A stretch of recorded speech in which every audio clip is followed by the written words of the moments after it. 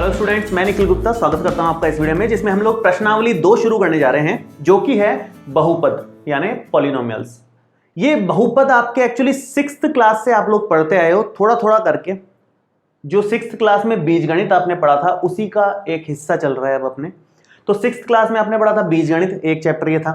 7th class में उससे related chapter आया था, फिर सरल समीकरण आप बनाना सीखे थे। 8th क्लास में फिर एक चर वाले रैखिक समीकरण आप बनाना सीखे थे। और 9th में उसके बाद आ गया था बहुपद। 9th में भी चैप्टर का नाम बहुपद ही था और 10th में भी चैप्टर का नाम बहुपद ही है।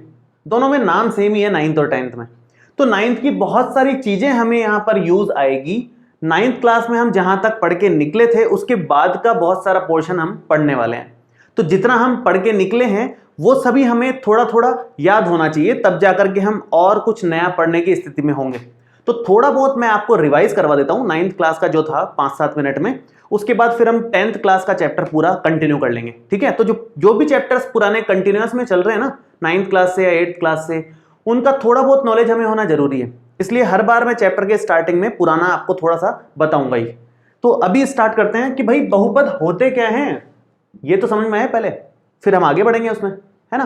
तो बहुपद क्या है, देखो, ऐसे बीजीय व्यंजक, एल्जेब्रिक एक्सप्रेशंस बोलते हैं बीजीय व्यंजक को, ऐसे बीजीय व्यंजक जिसमें चरों के घातांक सदैव पूर्ण संख्या रहे उसे बहुपद बोलते हैं।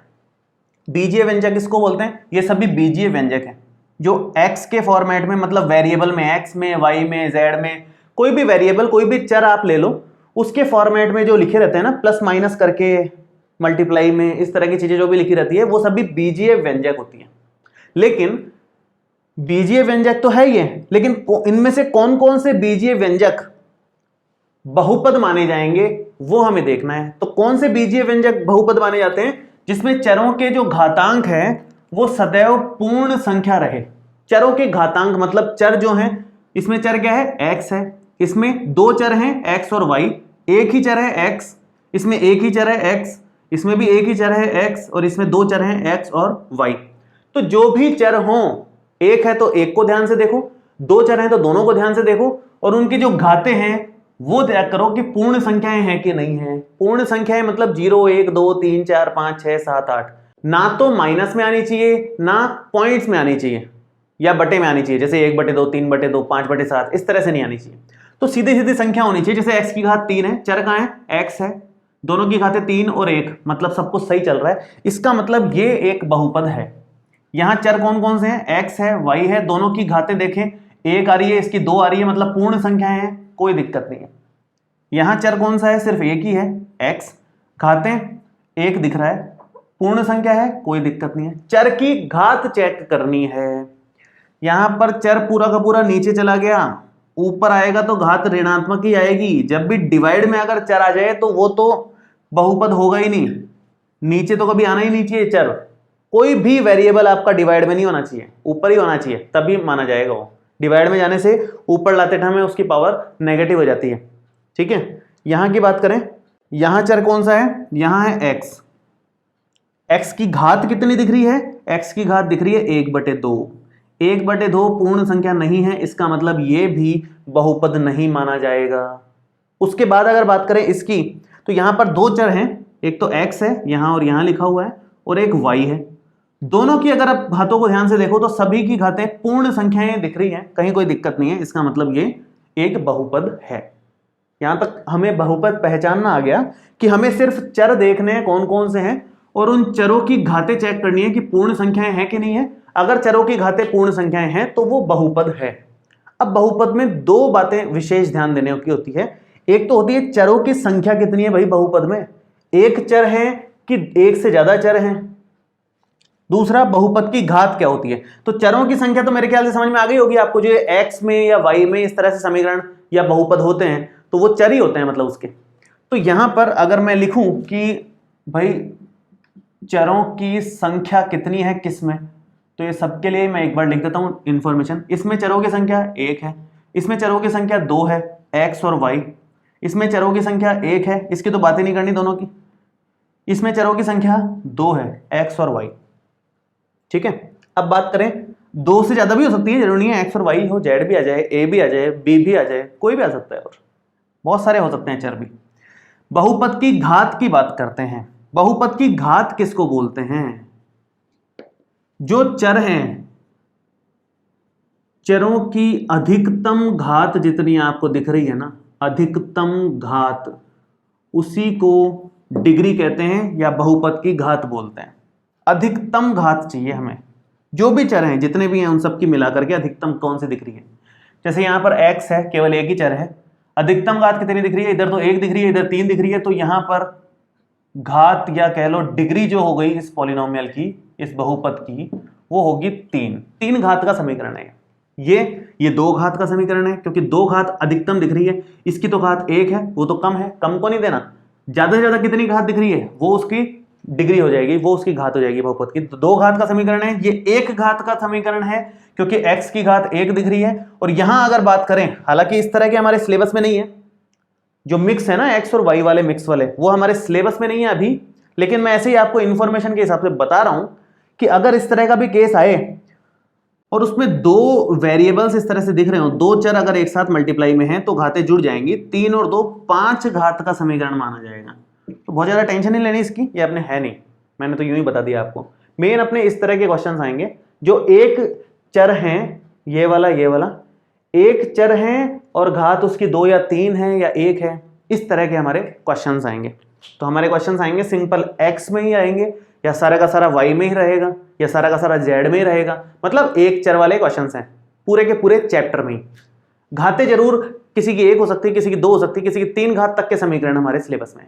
तो हम स्टार्ट करने जा रहे हैं कि 3 घात तक के बहुपदों को बोलते क्या है, नाम क्या है उनका, है ना। तो मैं एक बार इसको हटा देता हूं, यहां छोटा सा एक इंफॉर्मेशन है वो लिख देता हूं, फिर हम आगे बढ़ते हैं। देखिए जितना 9th का हमारे काम का था वो सब हमने अभी देखा है, ये 3 पॉइंट्स और हमारे काम के हैं जो 9th क्लास में पढ़ लिए थे आपने। उसमें से एक है कि 3 तरह के बहुपद हमारे सिलेबस में रहेंगे अभी। एक तो रैखिक बहुपद, जिसको बोलते हैं लीनियर पॉलिनोमियल। रैखिक का मतलब होता है जिसकी जो घात है बहुपद की वो घात 1 हो जाए, तो उसको रैखिक बहुपद बोलते हैं।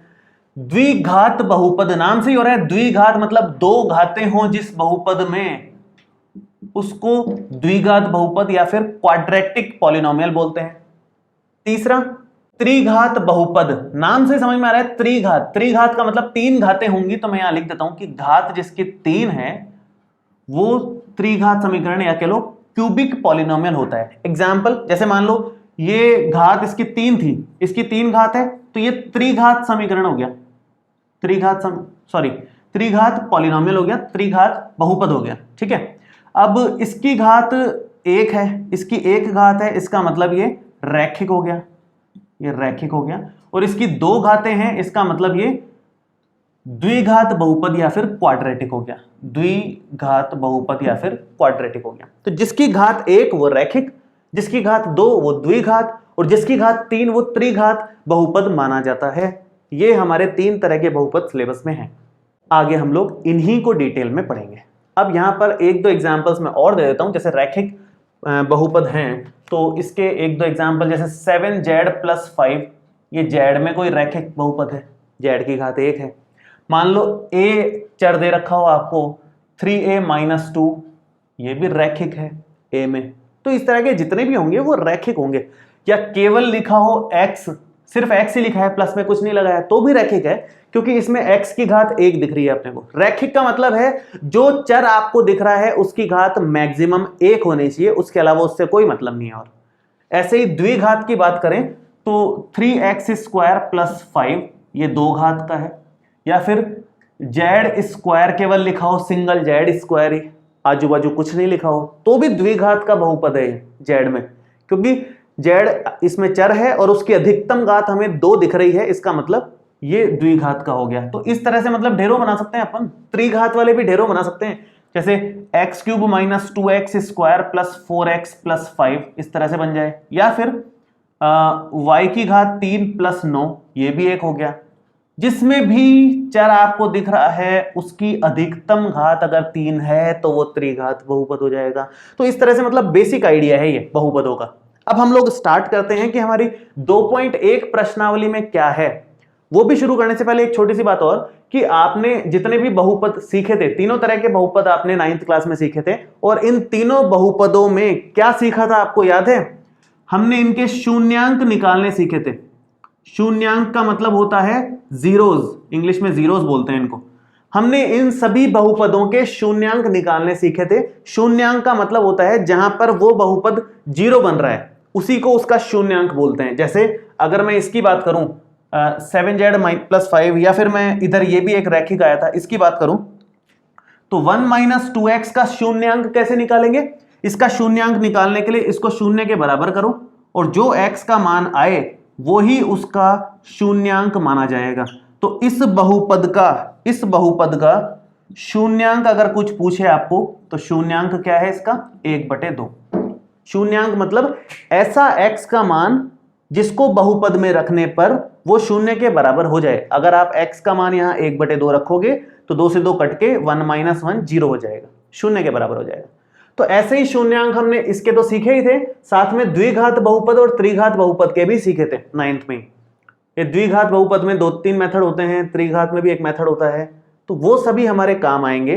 वो हालांकि 2.2 प्रश्नावली में काम आएंगे, 2.1 में उनका यूज नहीं है।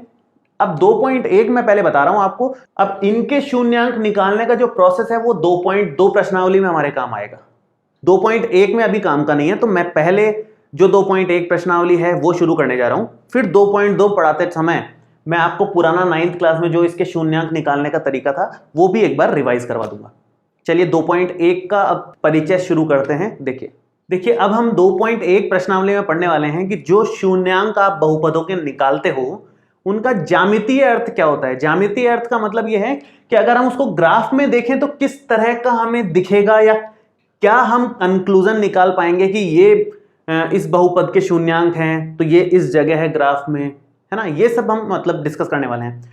अब ये मैंने रैखिक यहां पर लिए हैं दो मैंने द्विघात वाले लिए हैं यहां पर, और 2 मैंने त्रिघात वाले लिए हैं, और सभी के शून्यांक मैंने लिख दिए हैं यहां पर। आपने 9th क्लास में निकालना सीखा है, अगर नहीं भी सीखा है या आप भूल गए हो तो मैं अगली प्रश्नावली में आपको सिखाऊंगा कि शून्यांक कैसे निकालते हैं। वापस से एक बार रिवाइज करवा दूंगा 5-10 मिनट, है ना। यहां पर फिलहाल मान लो कि शून्यांक आपको पता है इसका शून्यांक है 2, इसका शून्यांक है 1, इसके 2 शून्यांक आएंगे 2 और 3, इसके भी 2 शून्यांक आएंगे -3 और 2। इसके जब आप शून्यांक निकालोगे तो 3 आएंगे, -3, -1 और 2, और इसके एक ही शून्यांक आएगा -1।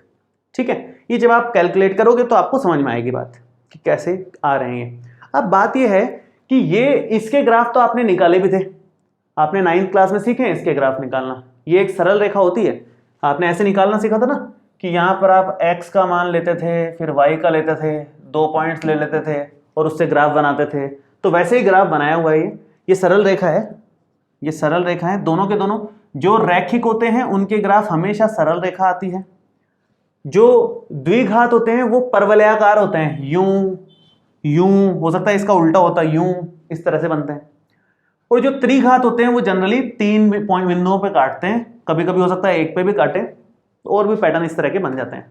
अब बात यह है कि आप थोड़ा सा यहां पर गौर करो, शून्यांक का मतलब क्या है। शून्यांक जहां पर ये एक्स अक्ष को काट रहा है, एक्स अक्ष को जहां पर ग्राफ काट रहा है वही उसका शून्यांक है। आप नोटिस करो, यही खास बात है इसमें ध्यान देने वाली, कि जहां पर एक्स अक्ष को काट रहा है, यहां एक्स अक्ष का पॉइंट कौन सा है 1, तो शून्यांक क्या हो गया इसका 1। यहां एक्स अक्ष को 2 पॉइंट्स पे काट रहा है, एक तो 2 पे और एक 3 पे, तो शून्यांक 2 है इसके, 2 और 3।